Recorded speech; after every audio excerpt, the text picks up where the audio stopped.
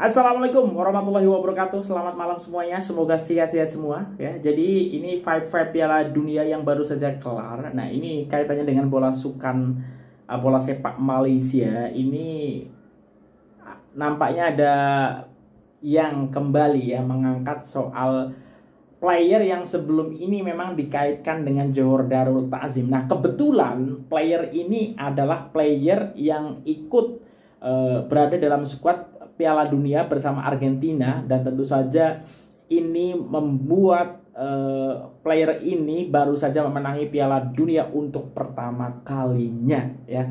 Ini adalah player yang sebulan yang lalu atau bulan lalu ini juga dikait-kaitkan dengan TMJ, dengan Johor Darul Ta'zim. Nah, bagaimana kemungkinan player ini untuk join dengan Johor Darul Ta'zim? Ya, player tersebut adalah Papu Gomez ya, yang sekarang bermain di Sevilla, yang memang ikut skuad Piala Dunia di Qatar ya, dan sudah mendapatkan Piala Dunia yang pertama karena memang ada kedekatan dengan Tuan Rumah Kota Johor juga. Nah, tapi bagaimana peluangnya? Karena kan player import dari Johor Darul Ta'zim juga belum diumumkan. Walaupun kita tahu ada rumor-rumor beberapa nama yang dikaitkan dengan JD, tapi masih belum ada pengumuman siapa player tersebut. Nah, bagaimana kira-kira mungkin atau tidak nih player ini join dengan Johor Darul Ta'zim, yaitu Papu Gomez.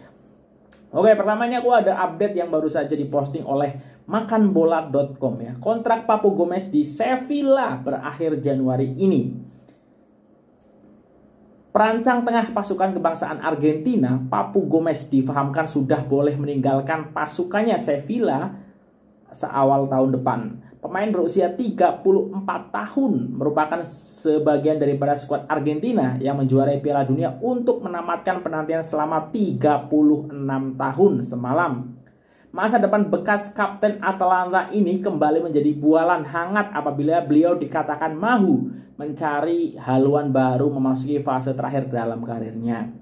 Hal ini telah pun disahkan oleh jurnalis terkemuka Eropa, Fabrizio Romano, yang memaklumkan bahwa pemain ini sudah pun boleh meninggalkan Sevillistas Januari ini ya. Jadi kalau Fabrizio Romano sudah bersabda tuh ya biasanya memang benar. Fabrizio juga mengesahkan bahwa terdapat minat yang ditunjukkan oleh beberapa klub dari liga yang berbeza, termasuklah Amerika Serikat. Ya, jadi ada MLS dan ada liga yang lain. Nah, apakah ini termasuk radar dari Johor Darul Ta'zim ya? Karena kan sebelum ini memang Papu Gomez dikait-kaitkan. Ini menarik ya. Sebelum ini pemilik klub Johor Darul Ta'zim yaitu Duli Yang Amat Mulia, Tunku Ismail Sultan Ibrahim ataupun TMJ pernah memaklumkan bahwa JDT akan membawa masuk beberapa orang pemain import, termasuklah seorang pemain tengah menyerang pada tahun 2023. Namun begitu, perkara ini masih belum disahkan oleh mana-mana pihak mengumumkan perkara ini secara resmi ya. Jadi memang apakah ini mengarah ke Papu Gomez atau bukan ya? Karena ini kalau sudah memang Fabrizio Romano cakap akan meninggalkan Sevilla Januari ini, tentu itu benar ya. Biasanya memang seperti itu. Nah, Papu Gomez baru saja juara Piala Dunia. Apakah pemain yang juara Piala Dunia baru saja akan join dengan Johor Darul Ta'zim?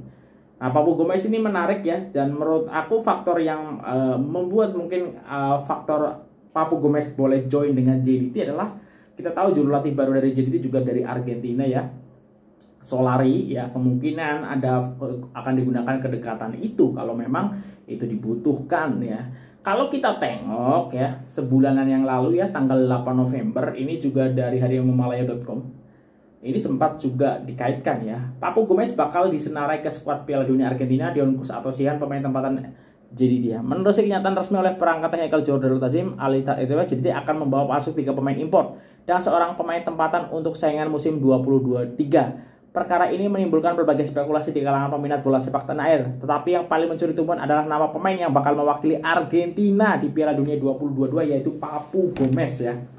Berdasarkan analisis, Papu dilihat berkemungkinan besar bakal dibawa oleh ketua juru latih Argentina yaitu Lionel Scaloni, kejuaraan berprestij dunia yang bakal membuka tirai pada 21 November ini. Ini berita 8 November kemarin ya. Perkara ini dilihat cukup baik karena Papu merupakan pemain semasa yang memiliki potensi untuk beraksi di Qatar. berbanding dengan pemain impor jadi terdahulu seperti Pablo Aimar, Luciano Figueroa, dan juga Dani Guiza yang dibawa masuk setelah tidak lama bersama pasukan kebangsaan. Papu yang gemar beraksi di bagian sayap kiri bermain bersama pasukan Spanyol, Sevilla, dan sering menjadi antara pemain utama klub tersebut. Kemasukan Papu ke JDT dilihat akan menjadi realitas selepas pemilik klub Tunku Mahkota Johor sendiri telah beberapa kali menyatakan keinginannya untuk membawa pemain lincah tersebut ke Liga Malaysia. Nah, ini menarik ya. Jadi memang sudah ada statement dari Tunku Mahkota Johor beberapa saat yang lalu ya. Tapi apakah ini makin mendekat ya? Karena kita tahu ya, ini pembantu dari Scaloni juga, Pablo Aimar adalah ex dari Johor Darul Ta'zim. Jadi Papu Gomez mungkin kalau JDT tertarik ataupun TMJ sudah memberikan itu, ketika Papu Gomez ingin tahu seputar JDT tinggal tanya Pablo Aimar. Tentu Pablo Aimar akan memberikan respon terkait pengalamannya di Johor Darul Ta'zim ya, seperti itu. Jadi sebenarnya apa yang ada di JDT saat ini, misalnya juru latihnya dari Argentina, kemudian faktor juga ada Pablo Aimar yang dekat juga dengan mungkin karena berada dalam satu squad yang sama ya, itu pasti tahu juga Papu Gomez juga kalau mungkin nanya-nanya boleh lah ya ke Pablo Aimar gitu. Jadi itu yang makin mendekatkan, dan memang TMJ juga ada ketertarikan soal itu. Tapi apakah mungkin ya?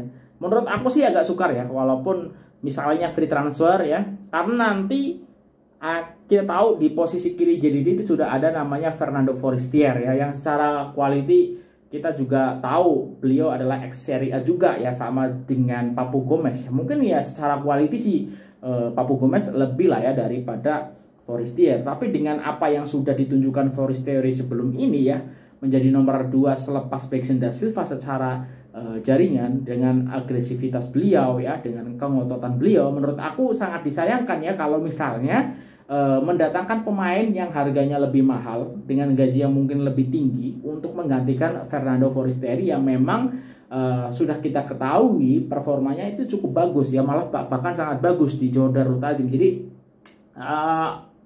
kalau ada salah satu yang harus dikorbankan dengan kualitas yang sama-sama baik ya, jadi dengan bayaran yang juga sama-sama besar gitu, jadi sangat amat disayangkan. Dan menurut aku dengan kondisi macam itu akan jadi pertimbangan apakah Tunku Mahkota Johor akan mendatangkan Papu Gomez atau tidak. Apalagi ini momentumnya kan Papu Gomez baru saja juara Piala Dunia ya.